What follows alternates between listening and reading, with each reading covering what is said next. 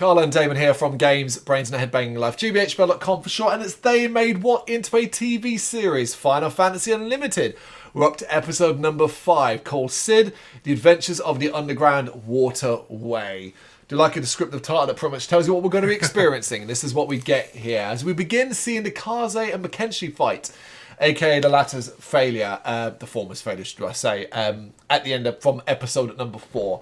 However, we now focus on Lisa as she recognises Mackenzie and remembers the Pillar of Darkness. So there's a relation to the very, very start of the Wonderland thing that still doesn't really make a lot of sense to me. I'm trying, yes. The beast that came from it were Gun Dragon and Sword Dragon, apparently. Very Final Fantasy. Yep. And I was like, oh, thank you for clearing that up. At least that's something.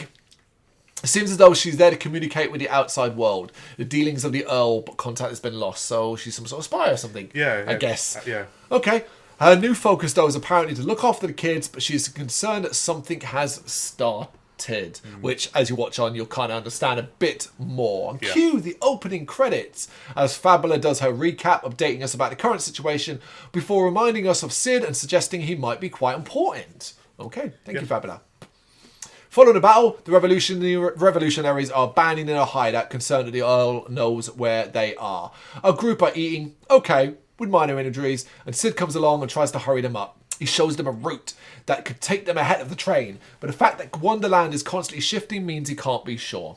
I like that. I like the fact that it's constantly moving. Yeah. So everything changes. It's good. Yeah, absolutely, because it kind of leaves it open to do what you want, really. As we often see, is every episode introduces something quite random. Yeah. He takes them to a waterway and introduces them to his aquatic-ready vehicle, Catherine, and goes way into depth about how it works. Like, shut up, man. Nerd. He has a thing for that Catherine, though. He does. And before they get into it and leave, Nave arrives and asks Sid to come back quickly as they need him, and Sid agrees. They say their goodbyes, but Poshy Pocket eats a huge amount of their food, much to Ai's anger. Sometime after, as they depart and Catherine, Ai is still fuming and Yu has had his backpack stolen by the thief. Yeah. Earl Tyrant is finding out that they believe Kaze died, and Fungus has given permission to attack the underground resistance. Catherine is shooting through the water, and they talk about Kaze, with Lisa comforting you and suggesting Kaze is on his own road. Like, don't worry about him, he's doing his own thing. It's like, what gave it away? Come on, kids. Lisa talks of ideals and sticking to them, but remembers Kaze's declaration that he didn't care about Wonderland or anyone in it. It's like, oh yeah, he's kind of sticking to that. Yeah, he don't give a shit, does he? He's a very, very hard character to read at the moment. Oh yeah. But they're now attacked by Fungus on an underwater beastie. They race off, attempting to lead Fungus away from the resistance. Meanwhile, we see that Kaze did survive and is lying half unconscious on a beach somewhere. And he has a vision of Mackenzie attacking him. Fully awake now, he seems to question the Magun. As the gang are chased by Magun? I said Magun. Magun. Yeah, Magun. As the gang are chased by Fungus, Sid unleashes some of the weapons from Catherine at the villain. However, only really seems to slow him down a little bit. Going over a big waterfall, Sid deploys wings to escape the grasp of the beast. And as Fungus tries to jump, Chocobo kicks him. And a group are able to escape and continue their journey to the ghost train. It's all fun. It's all action. Yeah. Yep. And Fungus is the lesser, of the Lord. We do see him, and I think he's been built up as one of the lesser ones, and he won't necessarily die, but he'll always be a little bit of a pain in the arse. I'm trying to think who I'd compare him to in a Final Fantasy game as one of the lesser ones that regularly comes back. Final Fantasy 9, the two jesters, who end up becoming quite a difficult boss battle later on. I can't remember, I've got their names now. Yeah, Zorn and Fawn. Okay, is that what it is? Yeah, Zorn and Fawn. And they become quite a difficult boss battle later on, but it's similar to that. Final Fantasy VII, who would be in Final Fantasy VII? I'm not sure there is one, but yeah, definitely.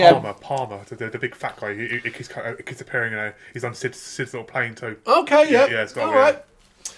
Anyway, they're not quite away because Fungus reappears with his beast in front of them. Catherine crashes and Chocobo tells you that the ghost train is about to leave. It doesn't look good.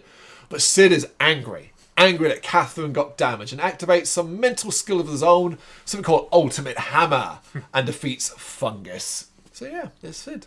Kind of expecting to be a long-term part of this party, but you won't be. Well, yeah. Looking ahead, yeah. Once defeated, Sid relaxes and reveals that the watch around Chocobo's neck is called Isabel, and it's the Wonderland watch. And I was like, yeah, of course it is. Yeah, of course it is. Why the hell not? They arrive where they think the ghost train is and take a long and winding path upwards. Now Sid reveals he can't go with them though because it's to repair Catherine. And I was like, is he in love with this goddamn vehicle? It does feel that way. Yeah. Lisa thanks him and chases after the kids. As they approach though, Fungus and his beast come crashing through a wall. What now? It's okay though, because in familiar, getting overly familiar. Yeah, too much, yeah. Kaze turns up and it's Magan time. He notices it moves. The Magan has moved. And sets about doing his Magan thingy as the others race off to the train. Yeah, I'm going to be lazy about describing it, because that's what it is now. It's just the same sequence leading to the summoning of a particular beastie, which is normally often the opposite or has the abilities to deal with. I mean, I like the summons. Yeah, But the whole is like, as you say, it's like good episode, Magan. Yep. Defeat the bad guy. Yep. Same thing every time now. Every time, absolutely. Yeah. You know, it's the loading of the bullets. The sword charge has been chosen.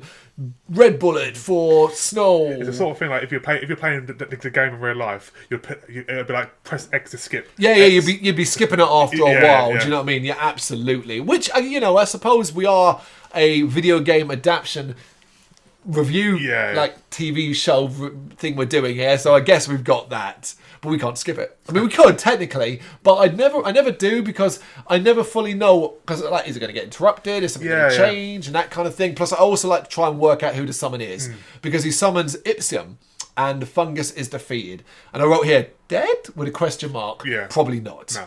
Well, that explosion causes problems, because this is actually one of the few things I do like.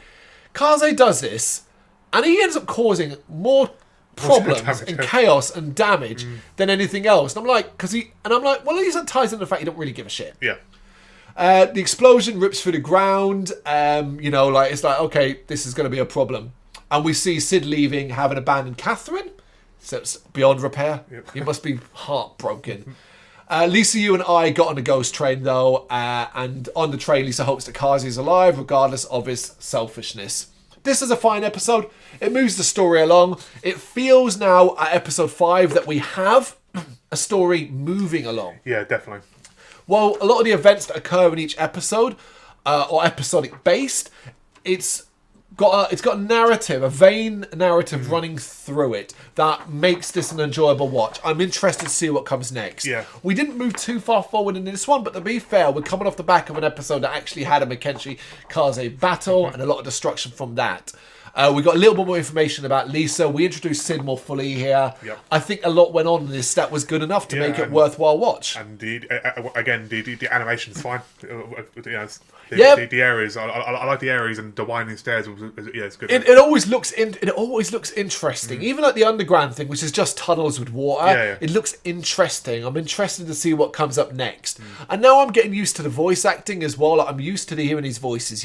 Yes, it has problems because of the translation issue and stuff like that. But I think for the most part, I'm getting used to it, and it works for me. Yeah, me too. Yeah. I liked it. I'm happy enough. Like, I'm still excited to watch this show. Yeah. That's episode 5, Sid, The Adventures of the Underground Waterway for Final Fantasy Unlimited. You got any thoughts you want to share, you know what to do? Let us know in the comments. Thank you very much for watching. If you'd like to see more content like this, please consider hitting the subscribe button. It is gratefully appreciated. You can find us over at gbhbl.com, our full website, where reviews, news, and so much more goes up daily. We're also on all social media platforms, Facebook, Instagram, Twitter, Threads, at GBHBL. Just search for GBHBL and you will find us out there. We also have merchandise on sale. You can access the shop via the website.